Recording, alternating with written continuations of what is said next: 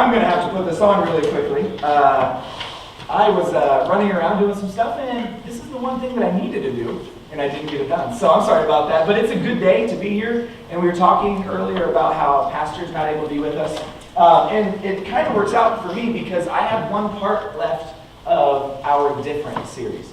For the last 3 times I've been able to speak, For the last 3 times that I've been able to speak, I've been sharing with us a series that I like to call, it's just different. It's a different series. And it talks about how we, as believers, are called to be different. We're called to be different than in this world that we're around. And to give you a little bit of context, I'll quickly recap the first 3 weeks. The first week that we talked about this, and this has been probably 6 months ago, so if you don't remember, it's okay. I understand, it's been a while. It's just a series I was doing when I had the opportunity to speak. The first week was that we must have a different faith in times of trial. We must have a different faith in times. Now, not a different faith than we normally have. It's the same faith, but it's a different faith than the people around us have. You know, people around us, they put faith in different things. Maybe they put faith in their spouse, which is, by human standards, that's a pretty good thing to put faith in. We know they're going to fail us sometimes, but that's pretty trustworthy, I hope. Okay? We put faith in our job.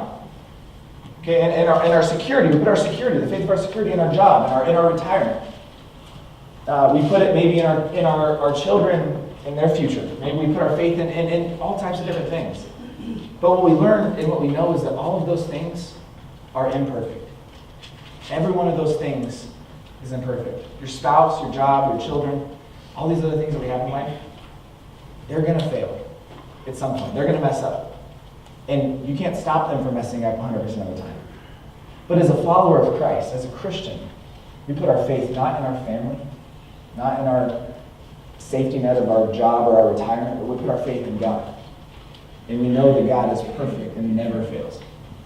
So that was the first week. And the second and third week, I actually was able to do back-to-back. And that was about 3 months ago. Probably 2 months ago. I was able to do those back-to-back, and that was exciting. We talked about, the first of those 2 weeks, we talked about that we must have different values in an unholy culture. And a culture that doesn't recognize God as supreme, doesn't recognize Him as ruler, they don't recognize His authority.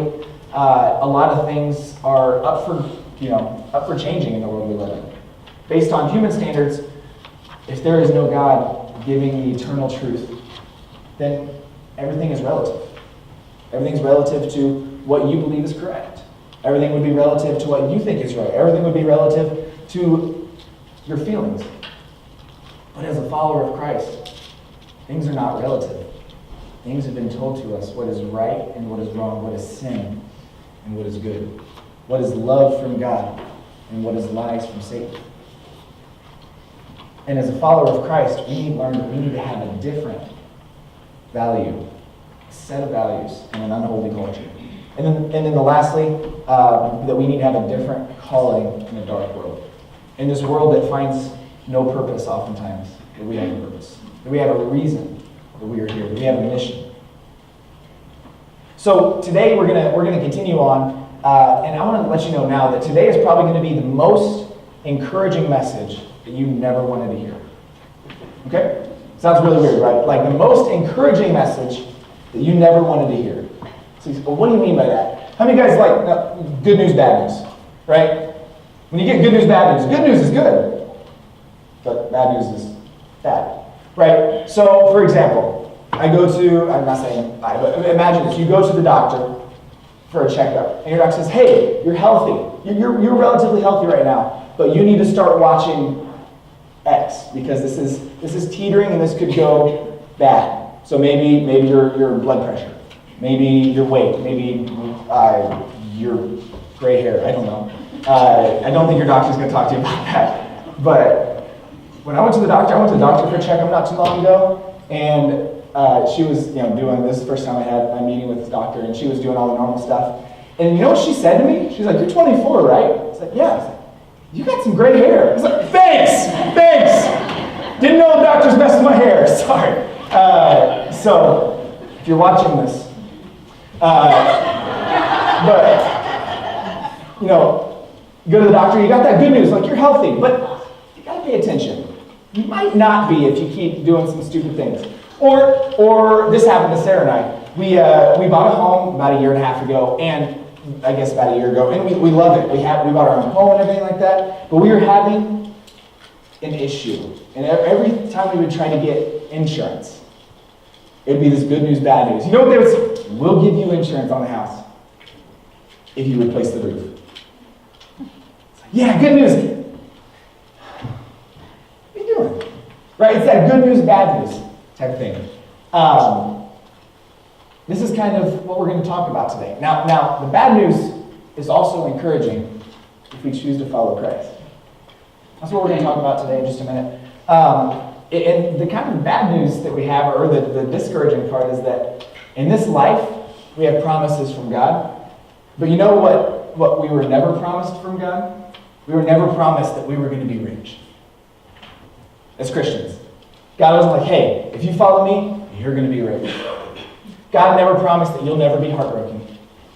God never said, hey, if you're a follower of Jesus, if you put your faith in me and the salvation that I gave you on the cross, if you believe that, then you'll never have your heart broken. It's like, he didn't promise us that. He didn't promise that it wouldn't rain on your vacation, which I'm sure we would like that promise sometimes. He didn't promise that you never have to change the things you eat so that you remain healthy. He didn't promise that you never have broken relationships.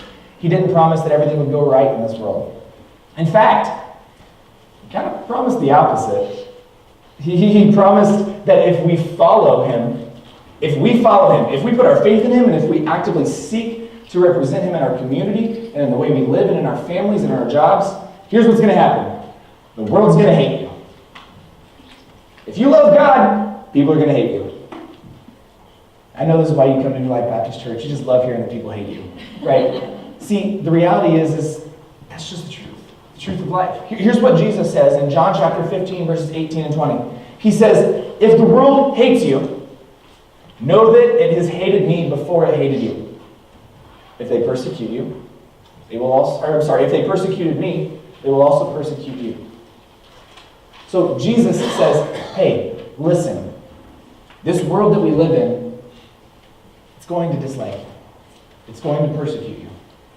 It's going to hate you from time to time. And this is what Peter is writing to and saying to the believers here in Rome. Early Gentile believers here in Rome. Peter is writing to them and he's saying to them, which is where our whole text is. We're going to be in 1 Peter today. The whole text has been about, hey, this world that you live in, this place you call home, it is temporary. And it's temporary. Don't worry about the pain. Don't worry about the struggle. Don't worry about anything else. The people around you may hate you. They may dislike you. They may try to kill you. But this is not your home. So a little bit of context. We've been through this a couple times. But it's fun to share. A quick reminder, if you weren't able to be here with us on the first of these 3 parts of the series, as we said, Peter's writing to the Christians in Rome, Gentile believers, people who were not Jews beforehand. They were Gentiles, and they put their faith in Jesus as their Savior. So Peter's writing to them here, and a little bit of context for what they are. The leader of Rome at this time was a man named Emperor Nero. And you may have heard of him from historical context things. You may have heard of him when you read history. He was a bad man, like a bad dude. He was very, very bad. Not just like as a leader perspective and for Christians, but just everyone around agrees that no, he was an evil man. Nero murdered his mom. That's about as bad as you can get. Like, I love my mom. Don't look at me like that. I ain't gonna murder you. It's okay. So Nero murdered his mom. Not only did he murder his mom, he murdered his first wife, Octavia was her name. That's not like up for grabs. Those are 100% known facts. And it's also really widely accepted that he murdered his second wife, because the second wife was murdered and went missing. And if you murdered your mom and your first wife, you're not really crying wolf on that one. And not only that, it's suspected that Nero actually burned a huge portion of Rome. We've talked about this a little bit, because Nero had this like insatiable lust to build and to continue to build, to be successful and have statues of him put up and to continue to extend his reign. And the council was like, hey, we're not going to continue, we're not going to build here, we're not going to change what's here. So there was a great fire over a part of Rome, a huge fire over the part that Nero wanted to build over. And it burned everything to the ground. Thousands of people died. And Nero got to build what he wanted after that. They don't know who started the fire or what the cause of it was, but it's pretty widely accepted among historians that he was the one who did that on purpose, so that he could continue to build. And then when that started to come back at him, when people started to say, hey, Nero, well, I'm sure they probably were persecuted or killed soon after, but people started to believe it was him who did it. And so he pinned the blame on the early church Christians, the early believers at that time, who were already weird, who were already disliked, who already did things differently than everyone around them. They were an easy target. So Nero put the blame on them. He said, hey, these are the people who started the fire. These are the people who killed thousands of your family members. They hate you. This is what Nero is saying about early church Christians in Rome. This is why they were persecuted. They faced this extreme persecution. But the church throughout its history has faced persecution. Throughout church history, there's been persecution. Lots of different seasons, lots of different ways of persecution. And then actually, some people believe that right now, this past decade of church history has been one of the most persecuted in all of history. Which sounds kind of interesting, because to us, I mean, you may feel persecuted in some sense, but I don't feel a whole lot of persecution where I live. I'm not much different. People don't, hate me a whole lot. But, it's obviously not just about where we're at. On average, this month, and every month on average, around 320 Christians are killed for their faith in Christ across the world. Across the world. Now, obviously, most of that is not in North America. A lot of that's in the Middle East and in Asia and places like that. 320 Christians. Over 200 churches on average per month, or places of worship, are destroyed. Over 750 acts of violence, including rape, beatings, tortures, happen to Christians across the world monthly. See, in our perspective, and where we live, that's not us generally. We understand that. But we do face some sorts of persecution for some time. If we are going to live our faith out, if we are going to be the followers that God has called us to be, we will face persecution. It may not look like those things we talked about, but for you it may look like you'll lose parts of your family. Your family will have nothing to do with you because of your belief in God. Maybe you'll lose your job because you chose to have God as the core focus of that. Maybe across the world, people are arrested and beaten for their faith in Christ. Or maybe here, you lose friends because you're just weird. Like, you don't get invited to things because, there's that Christian person, and know that they're going to not do the things we want to do. What we're talking about today, and to wrap up our series on different, is that you and I, as followers of Christ, we need to have a different perspective in persecution. A different perspective in persecution. And see, here's what it says in 1 Peter chapter 4, verse 12. We're going to go ahead and get into our text this morning. We're just going to go somewhat verse by verse and then chunk by chunk. Here's what it says in 1 Peter chapter 4, verse 12. It says, "Beloved, do not be surprised at the fiery trial when it comes upon you to test you, as though something strange were happening to you." Don't be surprised by the fiery trial when it comes upon you to test you. See, if you're living faithfully, if you are here today, you're living as a Christian in your community, in your place of work, in your place of interaction around you, do not be surprised when people dislike you for that.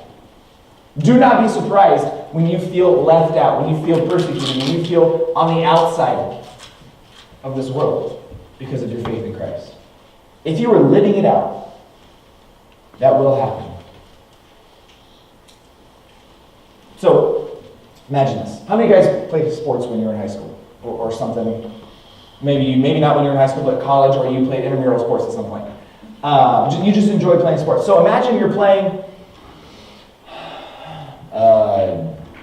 basketball. Sure, that's a good one. Imagine you're playing basketball, and you're on the bench. Okay? So I'm really good at imagining that. When I play basketball, always on the bench. If you saw me play, you would know why. I am not good. But imagine you're playing basketball and you're on the bench, and you're just sitting down, and you're not really paying attention to the game. You're not playing, so like whatever, right? So you're playing, your team's playing, you're sitting over on the bench like your water bottle flipping, you're just messing around. You're playing around on your phone, you're messing, just doing stupid stuff. Maybe you're texting somebody or browsing through social media. If you're on the bench, is the other team, the opposition, are they worried about you? What are you going to do? Trip them when they walk on? Like, no. I mean, if you do. But no, you're not a threat when you're on the bench. That's just reality. But if you were to stop playing around, if you were to stop being distracted, if you were to get involved and you were to get off the bench and sub in for one of the players, right? Imagine you're good at the same time, and you actively go and try to make a difference in the game. You're attacking, you're shooting, you're trying to do everything you can, then you're a threat, right? You're a threat. They have to worry about you. They don't have to worry about you when you're sitting on the bench. The other team should then be concerned, and they're going to try to shut you down. They're going to try to box you out of getting rebounds. They're going to try to go over top of you. They're going to try to dribble around you. Whatever it needs to be, they're going to try to shut you out of the game. Think about that spiritually. If you and I are on the bench spiritually, what does that look like? Right? Maybe, we don't serve. We go to church, but I don't really serve. I'm not really too involved in that stuff. Or you don't give. Like, I go to church, but I don't know. I'm struggling enough with my money. I don't know how the church is going to use it, so I'm just going to keep mine. Or imagine your prayer life is really weak. You don't spend much time talking to God. You're not sharing your belief in what's changed your life with the people around you.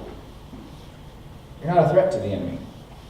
The enemy isn't going to look at you and say, man, they're quiet, not talking to anybody, not doing anything. I need to destroy them. No. The enemy is going to look at us and say, they're actually doing my job for me. They're quiet. They're not helping spread the message, so I'll leave them alone. But if we get in the game, if you and I, as believers, become active with our faith, we become active, and we start doing some of the things we talked about, start serving in this community, start serving the body of believers, start serving the community around us, if we start sharing our truth that we have, the truth we have through Jesus Christ, if we start sharing that with people, if we start loving and we start praying and we start seeking God, then we become a threat to the enemy. We become someone that Satan looks at and he says, they're working against you. They are actively working to spread the message of Christ. and I need to try to stop that. Imagine, imagine a soldier going into battle. They go onto the battlefield, and then imagine he just comes running back to his commanding officer. He's like, I can't do this. They're firing at me. You kind of expect that if you're going into battle. As a Christian, this life can be a battle. The enemy is going to fire at us. The circumstances around us are going to try to break us. We cannot be surprised. That's what he says. Beloved, do not be surprised at the fiery trial when it comes upon you to test you. That's why Peter says, I think specifically, don't be surprised at the fiery trial. And that's most likely literal. I talked to you about this. One of the things that Nero would do to persecute Christians personally is he would cover them in wax, put them on a tree, and burn them for light in his garden while he was having fires and having parties. Nero was a bad dude.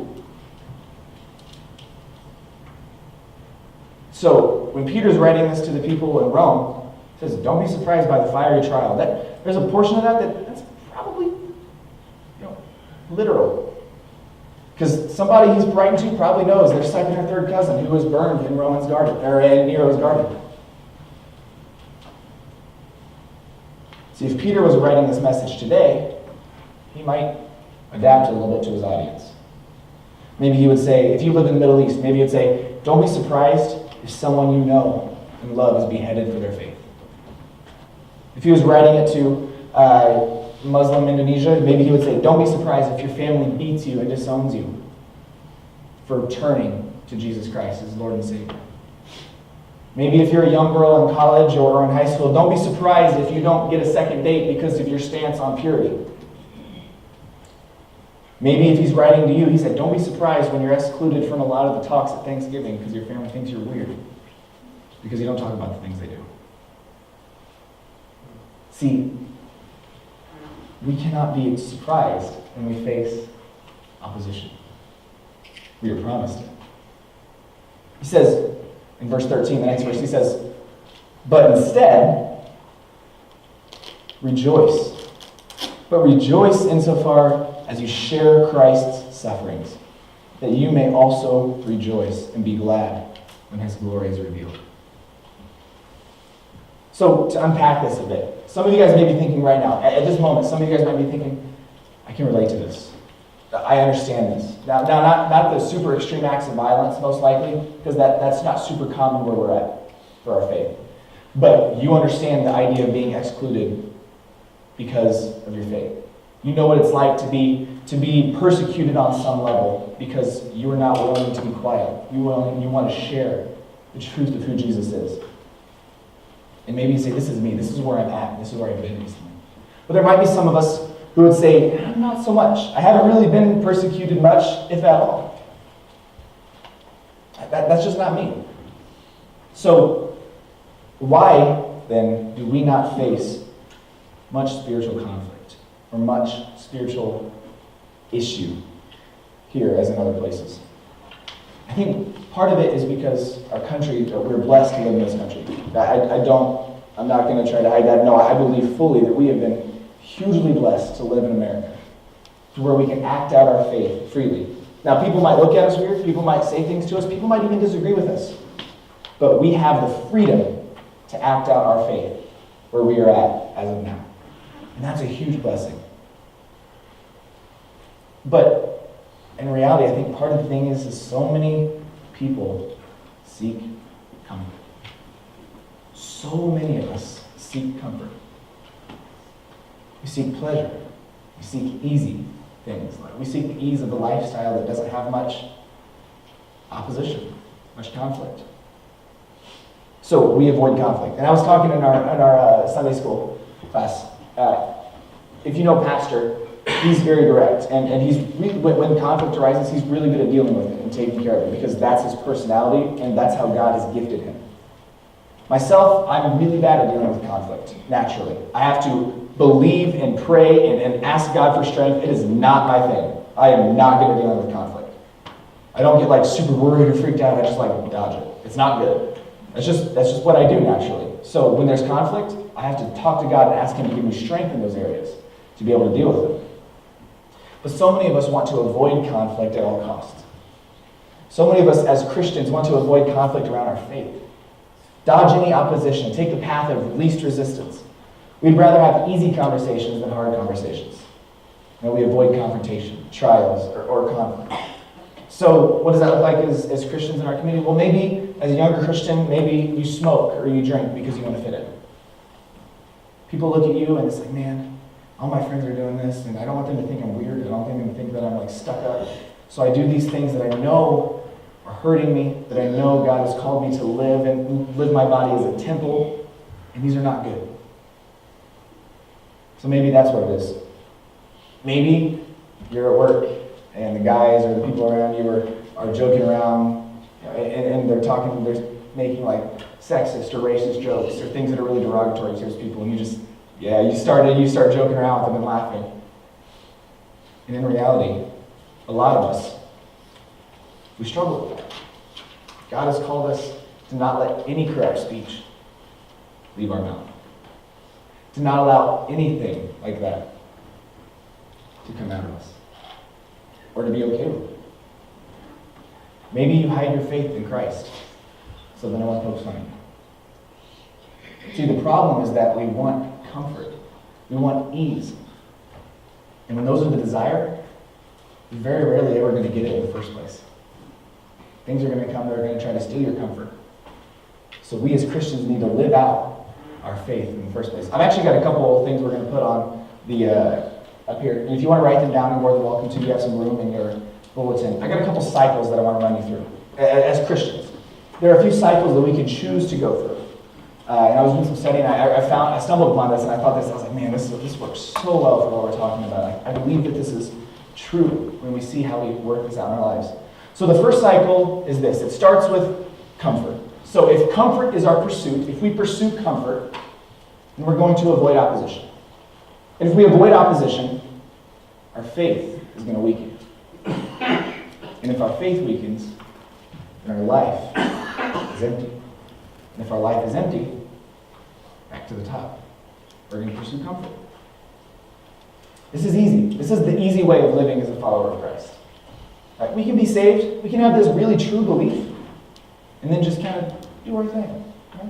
No big deal. I don't need to be like all those crazy Christians going out and talking about Jesus. I'll let them do that, and I'll do my thing, and then I'll let people like me. If we're honest, I think a lot of us have been on this track. Maybe you're there now. Whether we speak it or not, we would see that lines up with the way I live. But see, God has called us to more. Last time we were different, I pointed out that one word that Peter uses a lot in this book is this word called. He talks to the Christians, the early Christians in Rome. You are called to a different life. You are called. This place is not your home. You are called to be different.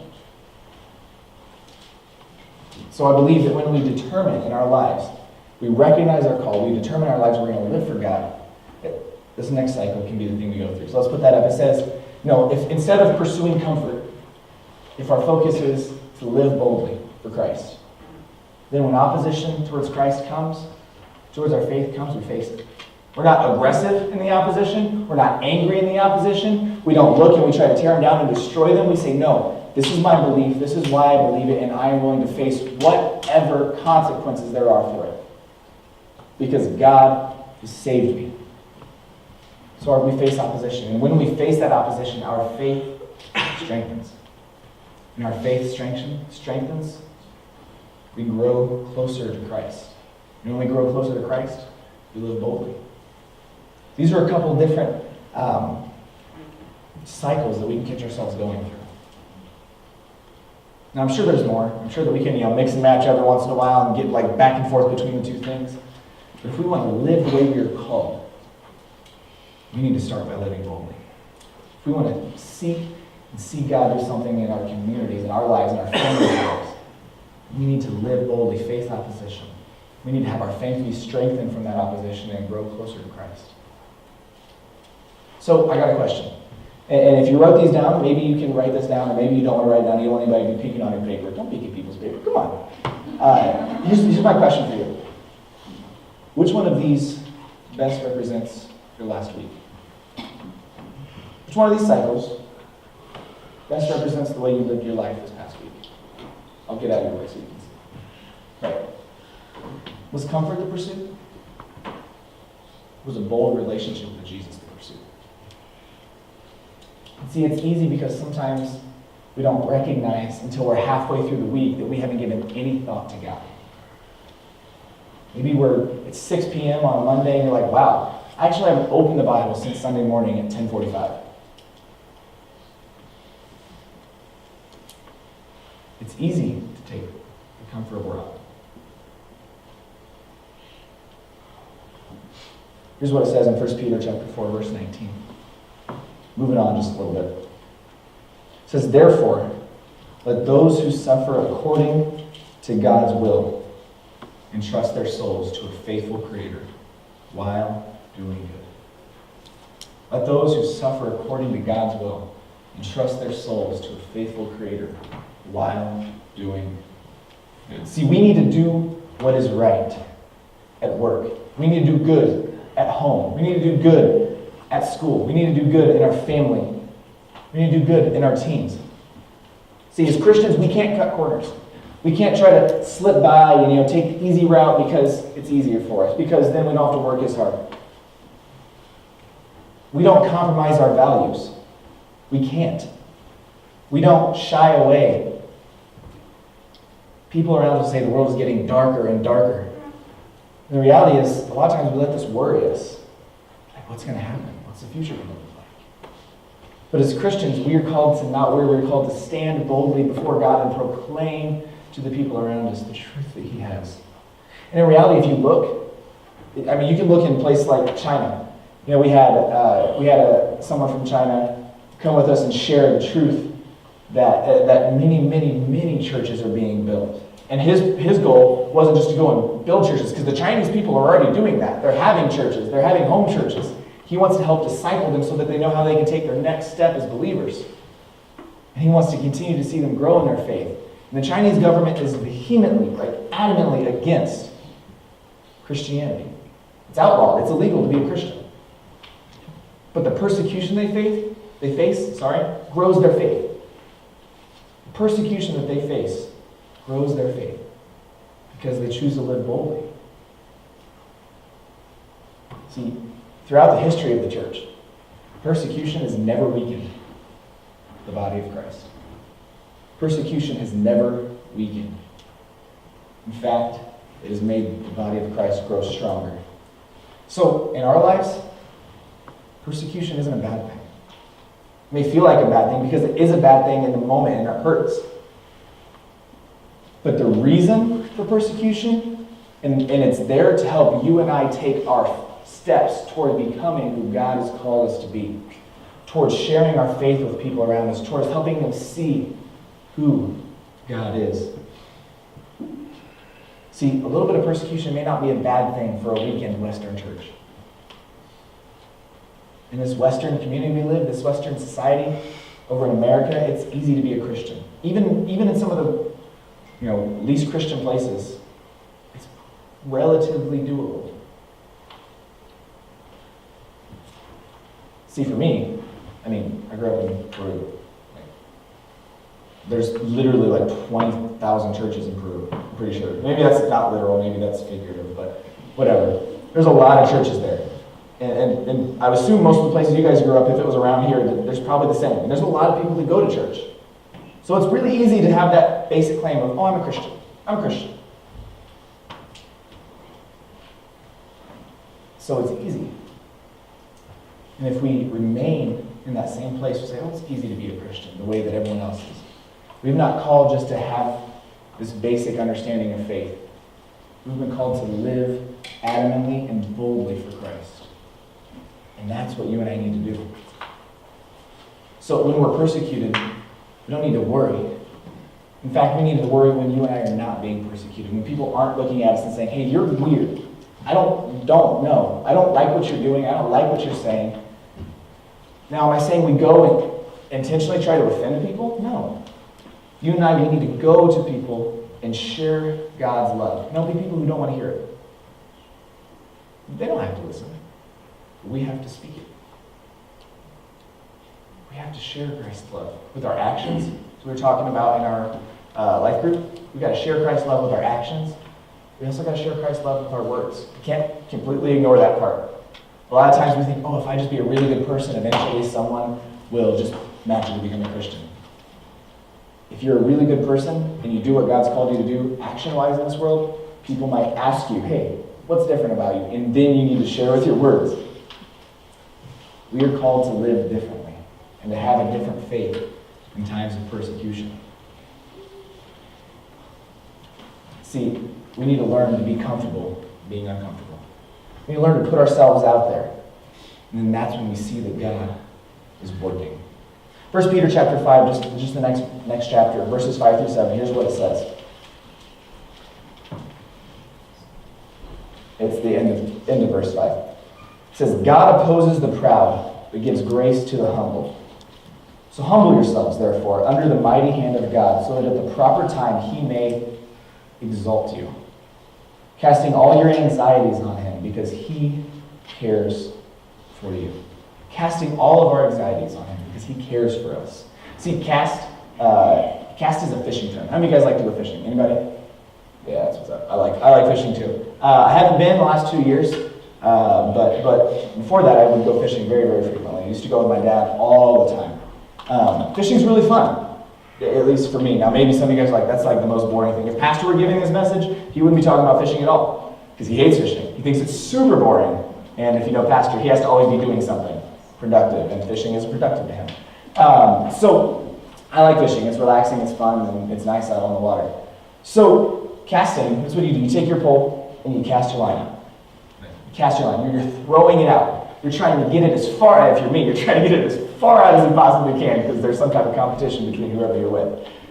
But that's what that casting, and they would take, and when he's writing this, we know people would take and they would cast their nets out to try to bring fish back, and they would cast them out, away from them. So when he says, cast your anxieties on him, we need to get rid of them. Our worries, they're not for us to deal with. We can't deal with our worries. So he says, cast your worries, cast your anxieties on the Lord. You can't fix them. What are you going to do? Mess them up worse? Probably. That's what I do most of the time. Cast your anxieties. Cast your worries. Because he cares for you. So whatever you are worried about, whatever you're fearful about, whatever you have this anxiety about, we need to cast it on the Lord. Give it to God. So is it finances? Cast it on God. Trust that he knows what's best in your financial situation. Is it your children? You're not following God and you don't know how to impact them. You don't know what to do to help them see what God wants. Seek God. Cast that worry on God. He will give you the strength and the wisdom on how to deal with that. Is it your health situation? Cast it on God. Look to God for strength. Maybe you have a presentation at college or at school, and you're like, I hate speaking in front of people. Public speaking terrifies me. I don't want to do this. You know, believe it or not, I used to be terrified to speak in front of people, like super terrified, like utterly dumbfoundedly scared when I would have to speak in front of people. I would just speak really, really fast and just go on. The first time I did a wedding, 12 minutes. From the time she walked in to the time she walked out. That's not speaking time. I used to be terrified. And in reality, I still get scared. There's part of me that still gets scared. Anything in our lives that brings us fear or stress or anxiety or worry, ask God to help us. Ask God to take care of it. Every time I would get up to speak, and still every time I get up to speak in anything, I got those little butterflies. It's making me nervous. Every time I take a moment and say, God, help me. God, strengthen me. God, take away my fear. Take away my worry. And yet, okay, that's just public speaking, though. It's not the same as when your child is intentionally living a life that is outside of God's calling. When you raise your child in church, you try to help them see God. They have this relationship with him, and then they turn 18, they move out with their boyfriend or girlfriend, and they're making all these poor life decisions. That should be stressful. It'd be painful. Cast it on God. Seek God's best. When you're going through a situation in life and you get down to the end of the month and there's no money left, and you don't know what you're supposed to do because you still got bills to pay, God, help me. Work in this situation. I don't know the answer. Take care of this. We need to cast all of our worries and anxieties on God. See, then as Peter is wrapping up this first book, as he's wrapping up in 1 Peter, he's kind of like landing the plane. How many guys, when, I'm not saying our pastor, but when a pastor says last week, you know what's happening. Like, or in conclusion, or for my final point, you're like, all right, let's start calling places and see which one has an opening for lunch, right? So, Peter's saying he's going to wrap it up. He's getting to the end, right? He's landing the plane. Says this in 1 Peter chapter 5, verses 10 through 11. He says, excuse me. He says, and after you have suffered a little while, the God of all grace, who has called you to his eternal glory, will himself restore, confirm, strengthen, and establish you, to be the dominion forever and ever. Amen. So here's what it says. After we have suffered for a little while, after you have suffered for a short time, God will restore you. When you are facing persecution, when you're facing trials, when you're facing these things, he says those are going to happen. But after a little while, God will restore you. So whoever has experienced pain, God will restore you if you keep faith, if you keep focusing on him. Whoever has experienced hate, God will restore you.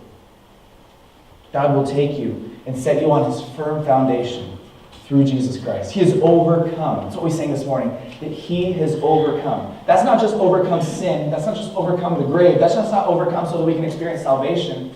He has overcome so that we can experience and know we are loved now, in this moment.